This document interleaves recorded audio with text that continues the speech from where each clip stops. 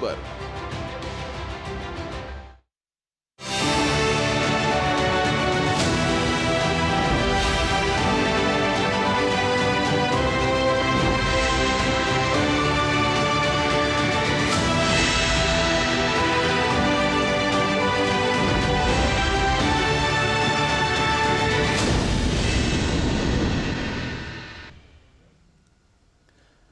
नमस्कार, आप सभी का स्वागत हमारी इस खास पेशकश में। मैं हूं मुकुल शर्मा। सबसे पहले आप सभी दर्शकों को 75वें गणतंत्र दिवस की हार्दिक शुभकामनाएं। देश आज पूरे आन बान और शान के साथ 75वां गणतंत्र दिवस मना रहा है। राष्ट्रपति द्रौपदी मुर्मू ने आज सुबह नई दिल्ली में कर्तव्य पथ पर आयोजित समारोह में समग्र राष्ट्र का नेतृत्व किया। ये गणतंत्र दिवस समारोह भारत की समृद्ध सांस्कृतिक विविधता, एकता और प्रगति, सैन्य शक्ति और बढ़ती नारी शक्ति का साक्षी बना। राष्ट्रपति द्रौपदी मुर्मू मुख्य अतिथि फ्रांस के राष्ट्रपति इमैनुअल मैक्रोन के साथ पारंपरिक बग्घी में कर्तव्य पथ तक पहुंची और फिर राष्ट्रपति द्रौपदी मुर्मू ने कर्तव्य पथ पर आयोजित 75वें गणतंत्र दिवस समारोह में राष्ट्रीय ध्वज फहराया। इस दौरान 21 तोपों की सलामी भी दी गई। फ्रांस के राष्ट्रपति इमैनुअल मैक्रोन गणतंत्र दिवस परेड में मुख्य अतिथि के रूप में शामिल हुए।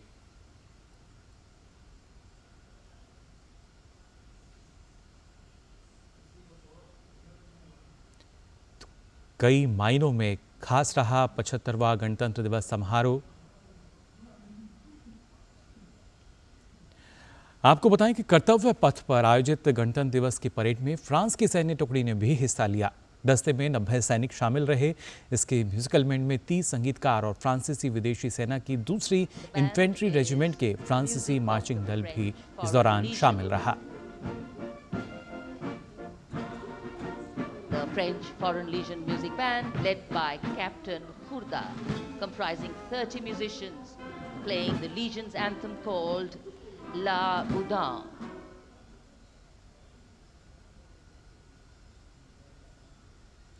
पचहत्तरवें गणतंत्र दिवस के अवसर पर राष्ट्रपति द्रौपदी मुर्मू ने राष्ट्रपति भवन में एट होम रिसेप्शन का आयोजन किया। आयोजन में उपराष्ट्रपति जगदीप धनखड़, प्रधानमंत्री नरेंद्र मोदी, फ्रांस के राष्ट्रपति इमैनुअल मैक्रोन समेत कई गणमान्य लोग शामिल हुए।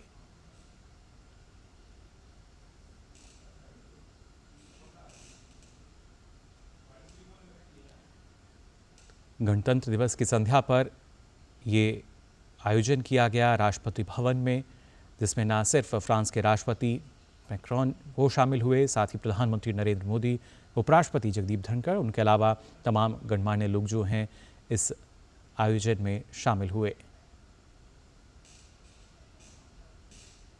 और गणतंत्र दिवस की जो धूम है, देश ही नहीं बल्कि विदेशों में भी गणतंत्र दिवस बड़ी धूमधाम से मनाया गया। पड़ोसी देश नेपाल की राजधानी काठमांडू की बात करें तो भारतीय दूतावास में 75वां गणतंत्र दिवस यहां मनाया गया। नेपाल में भारत के राजदूत नवीन श्रीवास्तव ने तिरंगा फहराया। इस अवसर पर उपस्थित लोगों ने राष्ट्रपति द्रौपदी मुर्मू का राष्ट्र के नाम संबोधन का वीडियो संदेश सुना। समारोह में दूतावास के स्वामी विवेकानंद सांस्कृतिक केंद्र और केंद्रीय विद्यालय काठमांडू के छात्रों द्वारा सांस्कृतिक कार्यक्रम पेश किया गया।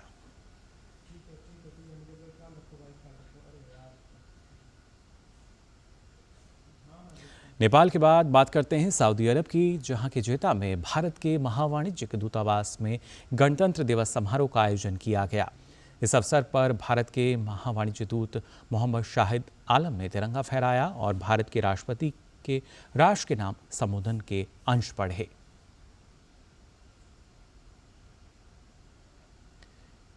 तो ना सिर्फ भारत में बल्कि बाहर भी अगर बात की जाए, फिलहाल जेद्दा की आप तस्वीरें देख पा रहे हैं कि किस तरीके से यहाँ पे गणतंत्र दिवस का आयोजन किया गया।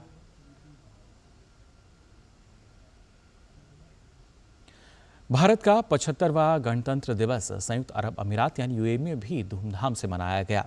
इस दौरान विभिन्न सांस्कृतिक एवं देशभक्ति कार्यक्रम आयोजित किए गए, जिसमें सैकड़ों भारतीय मूल के लोग शामिल हुए।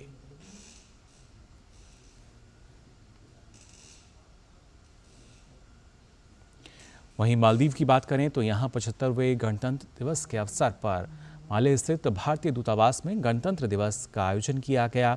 मालदीव में भारत के राजदूत अम्बमनु महावर ने तिरंगा फहराया। इस मौके पर उन्होंने राष्ट्रपति द्रौपदी मुर्मू के भाषण के जो अंश हैं उनको पढ़ा। साथ ही माले स्थित इंडियन कल्चरल सेंटर के छात्रों द्वारा सांस्कृतिक कार्यक्रम की प्रस्तुति दी गई। भारत का 75वां गणतंत्र दिवस ढाका बांग्लादेश में भारतीय उच्चायोग में उत्साह और देशभक्ति पूर्ण उत्साह के साथ मनाया गया। चांसरी भवन में आयोजित समारोह में भारतीय समुदाय के सदस्यों ने बड़ी संख्या में यहां भाग लिया। उच्चायुक्त ने भारतीय समुदाय का स्वागत किया और उन्हें इस अवसर पर शुभकामनाएं दी।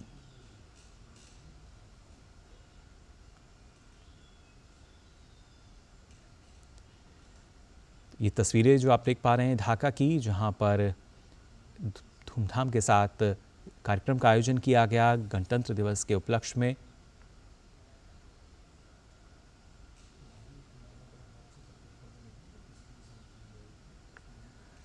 और ढाका से हमारे संवाददाता नवल संघ परमार हमारे साथ जुड़ चुके हैं।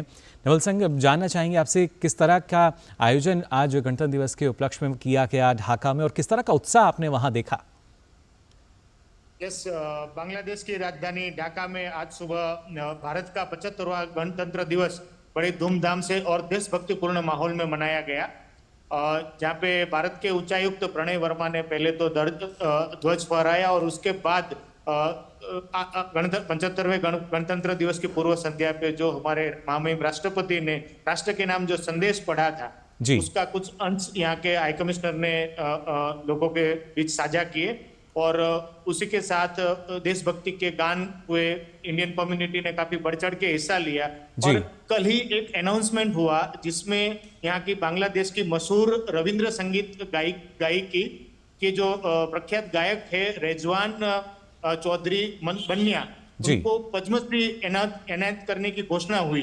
तो उसके बाद यहाँ बांग्लादेश में जो रविंद्र संगीत के जो भी चाहक वर्ग है उनके जो लोग यहाँ के जो लोग हैं उनमें काफी उत्साह था, उनको जो पद्मश्री मिला उसकी वजह से।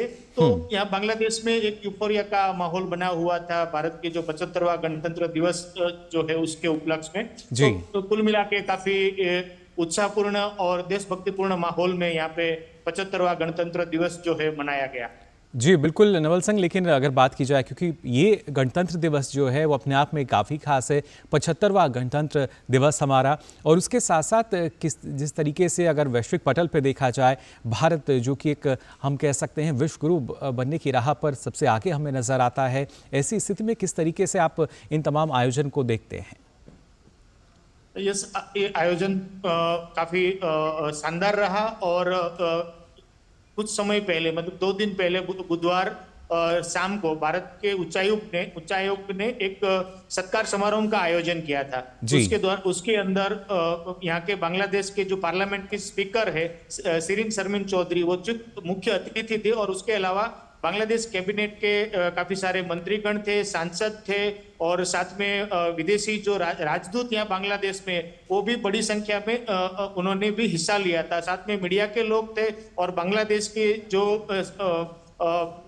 ऑफिसर आलम है वहाँ उसके भी काफी सारे लोग थे। उसी दौरान बांग्लादेश के स्पीकर ने एक बहुत ही सूचक वाक्य कहा था। उन्होंने कहा था कि भारत एक most vibrant and largest democracy तो है ही, साथ में वो ग्लोबल साउथ का एक स्पोक्स पर्सन वैश्विक पटल पे ग्लोबल लेवल पे भारत जो है वो दक्षिणी देशों जो है उनके लिए स्पोक्स पर्सन का रोल अदा कर रहा है। उनका ये बहुत ही सूचक सेंटेंस कह सकते हैं हम उसको, कि उससे पता चलता है कि यहाँ के जो विश्व के काफी सारे देशों से राजदूत थे उनके बीच में उन्होंने ये अपनी बात रखी और भारत के बारे में उन्होंने जो बात की उससे हम अंदाजा लगा सकते हैं कि भारत का महत्व जो है काफी वैश्विक लेवल पे बढ़ता जा रहा है। जी नवल संघ, और क्योंकि जैसा आपने बताया कि जो बात उन्होंने कही कि भारत जो है एक तरीके से ग्लोबल, अगर देखा जाए तो ना सिर्फ ग्लोबली बल्कि एक तरीके से हर एक जो देश है उसके साथ, क्योंकि विश्व मित्र के रूप में हम देखते हैं अपने देश भारत को, और उसी वजह से यहाँ की जो सांस्कृतिक विविधता है शायद वो आज आपको ढाका में भी नज़र आई होगी। जैसा आपने बताया कि एक दिन पहले भी जो कार्यक्रम हैं वो शुरू हो गए, क्या अभी संध्या पर भी किसी तरह के जो कार्यक्रम हैं वो आयोजित हो रहे हैं? सत्कार समारंभ वेडनेसडे शाम को था। आज तो फ्राइडे बांग्लादेश में हॉलीडे का माहौल रहता है तो उसकी वजह से आज के दिन सत्कार समारोह जैसा कोई कार्यक्रम नहीं है, लेकिन जो कार्यक्रम हुआ था वो काफी शानदार था और उसमें बढ़ चढ़ के काफी लोगों ने, कह सकते हैं कि बांग्लादेश के जो गणमान्य लोग हैं सब लोग ने उस कार्यक्रम में हिस्सा लिया था और सबने भारत को 75वें गणतंत्र दिवस पे मुबारकबाद दी थी। जी बिल्कुल, और ख़ासतौर से अगर देखा जाए नवल सिंह, क्योंकि बांग्लादेश के साथ जिस तरीके के हमारे देश के, भारत के जो महत्वपूर्ण रिश्ते हैं, उस बांग्लादेश के निर्माण से लेकर अब तक का जो सफ़र है वो काफ़ी महत्वपूर्ण रहा है और हर स्थिति में जब आवश्यकता पड़ती है तो भारत बांग्लादेश के साथ खड़ा हुआ है, अलग अलग जो आवश्यकताएं हैं उसकी पूर्ति के लिए। और इससे पहले भी हर तरह की जो मदद की जब बात कही जाती है, उस लिहाज से अगर देखा जाए तो किस तरह का एक महत्वपूर्ण जो रिश्ता है दोनों देशों के बीच, उसकी बानगी वहाँ झलकती है।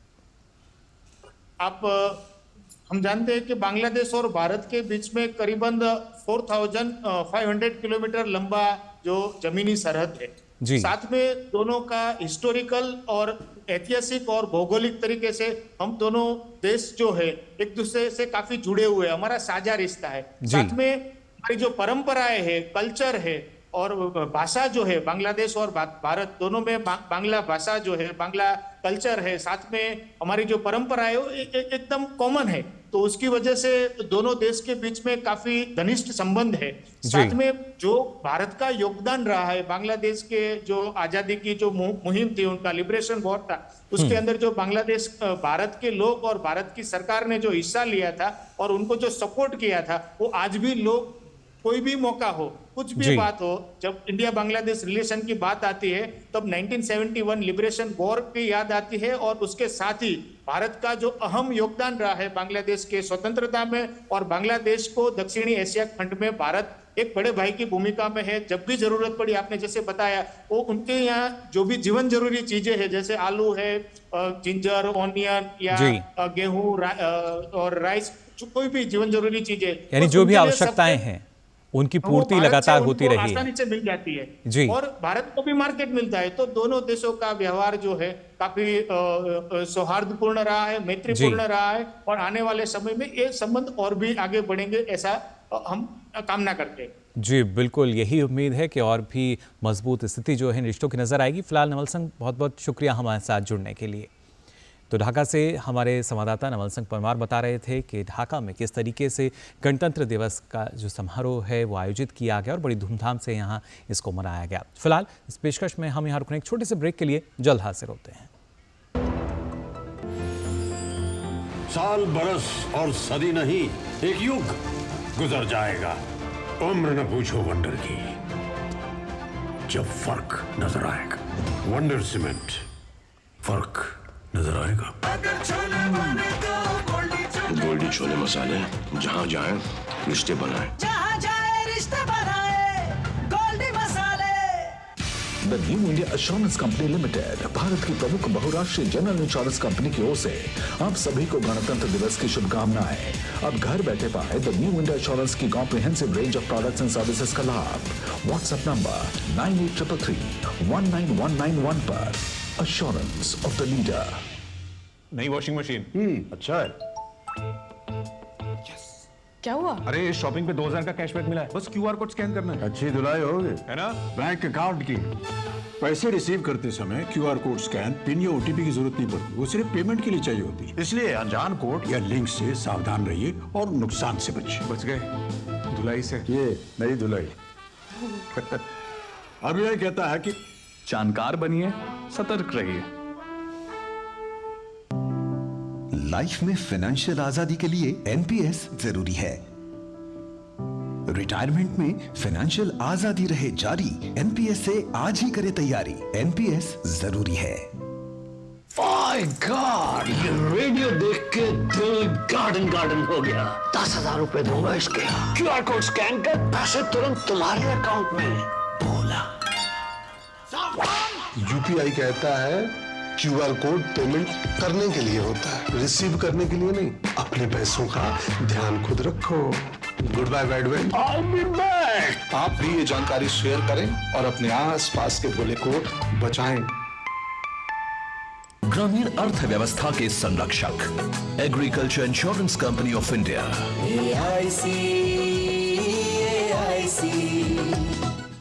मोदी सरकार की गारंटी, सबका अपने पक्के घर का सपना होगा पूरा। 4 करोड़ पक्के घरों का निर्माण, हमारा संकल्प विकसित भारत।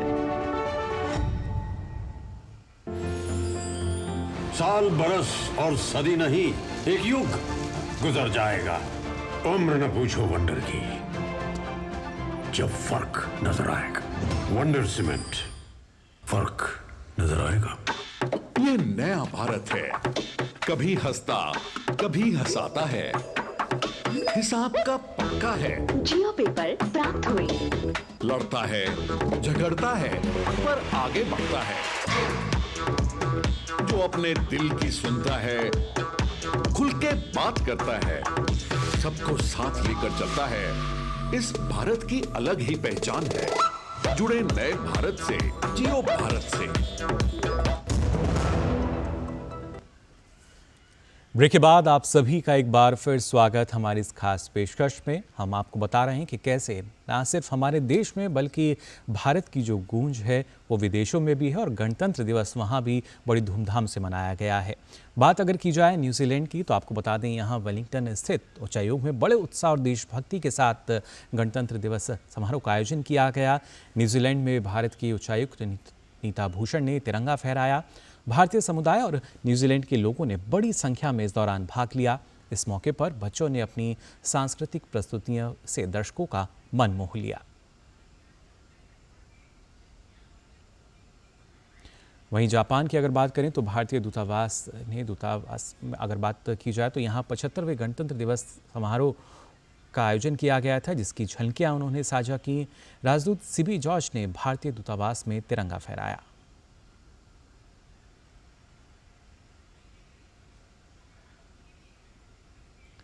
आज हम अपना 75वां गणतंत्र दिवस मना रहे हैं और वहीं भारत में मौजूद इजरायली दूतावास ने एक्स के माध्यम से भारत को गणतंत्र दिवस की शुभकामनाएं दी। संदेश में एक वीडियो भी साझा किया गया।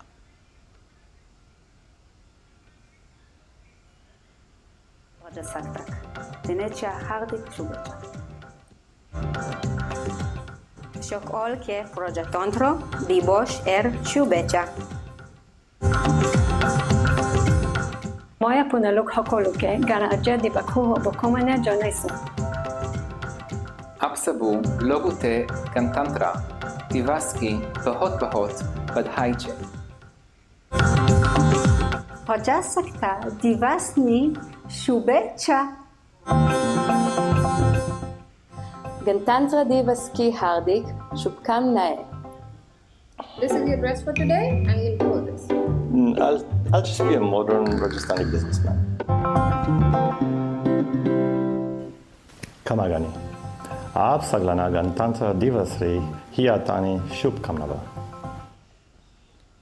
तो पारंपरिक वेशभूषा और अलग अलग भाषाओं में शुभकामनाएं दी गईं गणतंत्र दिवस की। वहीं भारत में अमेरिकी राजदूत एरिक कर्सेटी ने भारत को 75वें गणतंत्र दिवस की बधाई दी और कहा कि हम अपने दूतावास में इस विशेष दिन का जश्न मनाते हैं। एक दूरदर्शी साझेदारी और भी करीबी संबंधों, साझा मूल्यों और आपसी गौरव के भविष्य का निर्माण जारी रखेगी।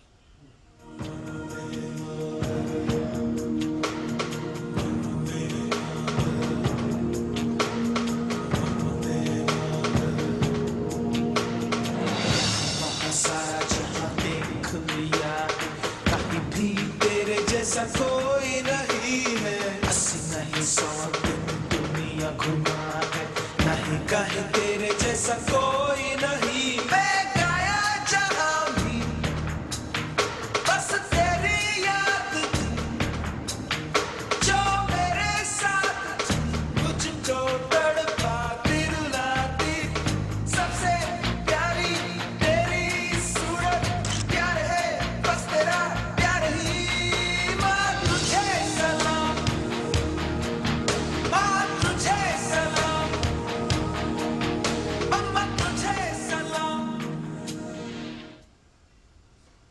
बात अगर करें ऑस्ट्रेलिया की तो यहाँ के प्रधानमंत्री एंथनी अल्बनीज़ ने 75वें गणतंत्र दिवस के अवसर पर भारत को बधाई दी। ऑस्ट्रेलियाई पीएम ने इस अवसर पर एक बधाई संदेश जारी किया, जिसमें उन्होंने लिखा कि दोनों देश एक ही दिन राष्ट्रीय दिवस मनाते हैं। यह हमारी गहरी दोस्ती का जश्न मनाने का मौका है। ऑस्ट्रेलिया और भारत कभी भी इतने करीब नहीं रहे।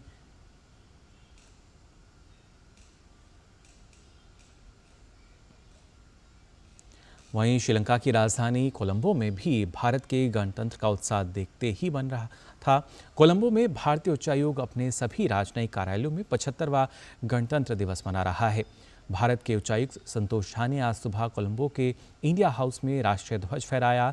साथ ही उच्चायुक्त ने IPKF स्मारक पर पुष्पांजलि अर्पित की। इसी के साथ समारोह में सांस्कृतिक प्रस्तुतियों के जरिए गणतंत्र दिवस का पूरी तरीके से उल्लास के साथ यहां आयोजन हुआ।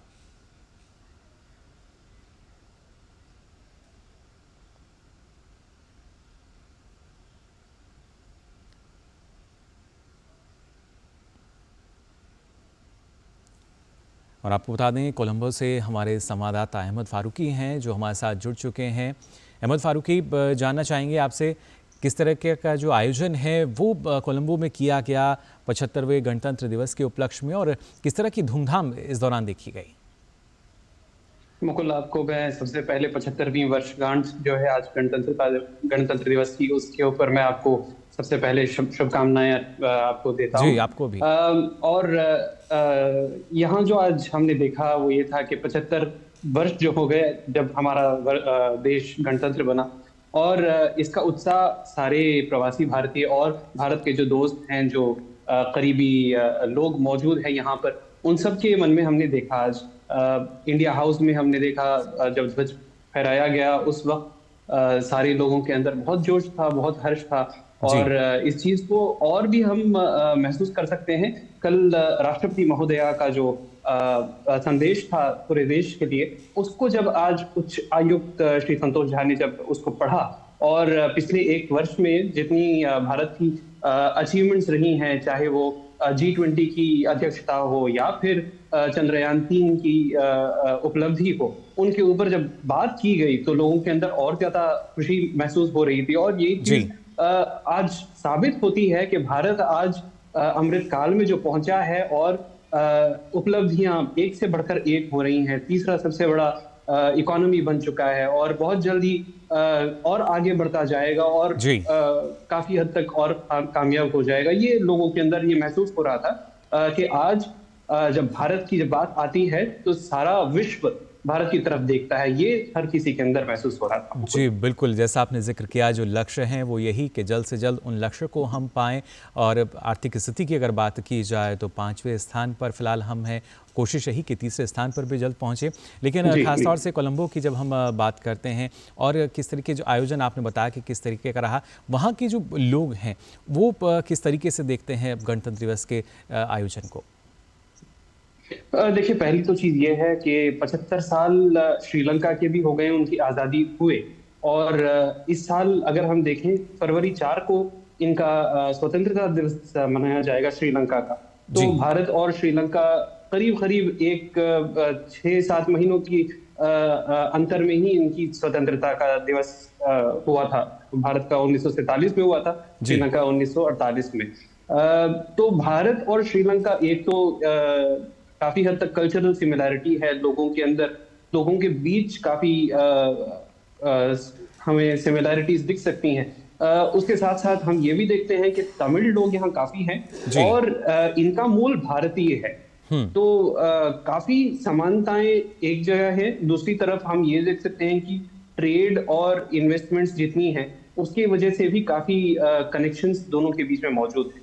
और पिछले साल जब श्रीलंकाई राष्ट्रपति रानिल विक्रमसिंघे जब भारत आए थे और उन्होंने प्रधानमंत्री श्री नरेंद्र मोदी से जब मुलाकात की, तब एक जॉइंट स्टेटमेंट इशू किया गया था। दोनों नेताओं ने, दोनों लीडर्स ने ये जॉइंट स्टेटमेंट पढ़ते हुए ये बताया कि कनेक्टिविटी के ऊपर बहुत ज्यादा ध्यान दिया जाएगा। और ये कनेक्टिविटी इसलिए भी जरूरी है कि दोनों देशों के लोगों के बीच बहुत ही ज्यादा मेल मिलाप और कनेक्शंस बहुत मौजूद हैं। जी अहमद फारूकी, और शायद इसके साथ साथ जो हमारी सांस्कृतिक विविधता है वो भी हमें वहां नजर आती है श्रीलंका में बहुत ज्यादा। क्योंकि आज भी अगर हम देखें, योग हो, आयुर्वेद हो, या फिर कोई और हमारी जो हमारी सांस्कृतिक उपलब्धियां हो, चाहे डांस के जरिए हो या म्यूजिक के जरिए हो, इन सब चीजों को हम श्रीलंका में भी वही उसी हिसाब से देखते हैं जैसे हम भारत में देखते हैं। जी तो काफी हद तक सिमिलैरिटीज हैं और लोगों के बीच ये जो जुड़ाव है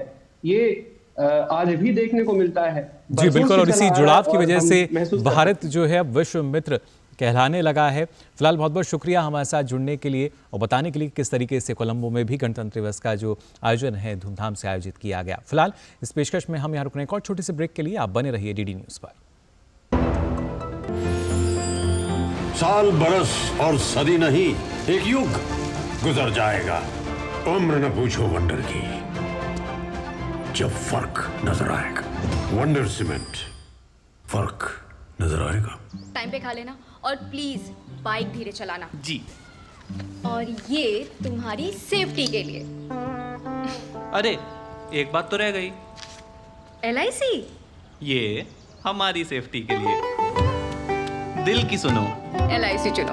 LIC हर पल आपके साथ। मोदी सरकार की गारंटी, सस्ती दवाई, अच्छी दवाई, कम से कम 75% डिस्काउंट। अब तक जरूरतमंदों के 23,000 करोड़ रुपए बचे। हमारा संकल्प विकसित भारत। साल बरस और सदी नहीं, एक युग गुजर जाएगा। उम्र न पूछो वंडर की, जब फर्क नजर आएगा। वंडर सीमेंट, फर्क नजर आएगा। ब्रेक के बाद आप सभी का एक बार फिर स्वागत हमारी इस खास पेशकश में। राष्ट्र आज 75वां गणतंत्र दिवस मना रहा है और इसके लिए रूसी दूतावास की तरफ से ट्वीट करके यानी एक्स पर भारत को गणतंत्र दिवस की शुभकामनाएं दी गईं। साथ में एक दिलचस्प वीडियो भी साझा किया गया।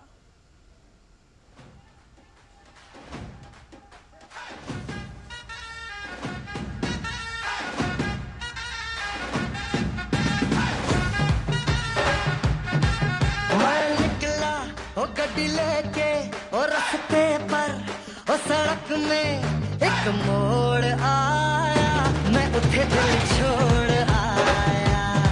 और एक मोड़ आया, मैं उठे दिल छोड़ आया। रब जाने कब गुजरा अमृतसर हो, कब जाने लाहौर आया, मैं उठे दिल छोड़ आया।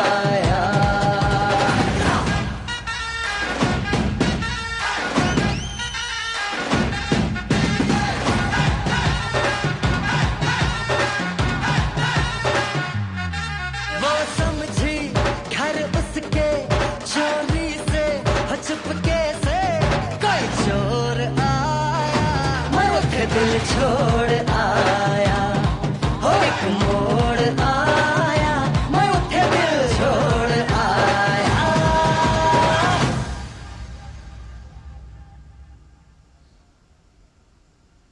तो देखा आपने किस तरीके से अनोखे अंदाज में यहाँ भी जो गणतंत्र दिवस है उसकी धूमधाम देखी गई। 75वां हमारा गणतंत्र, और आज के समय में अगर देखा जाए वैश्विक पटल पर भारत हर जगह नज़र आता है, क्योंकि ये नया भारत है जो कि लगातार आगे बढ़ रहा है और विश्व मित्र है, विश्व गुरु है। फिलहाल इस पेशकश में बस इतना ही। मुझे दीजिए अनुमति। जय हिंद, जय भारत।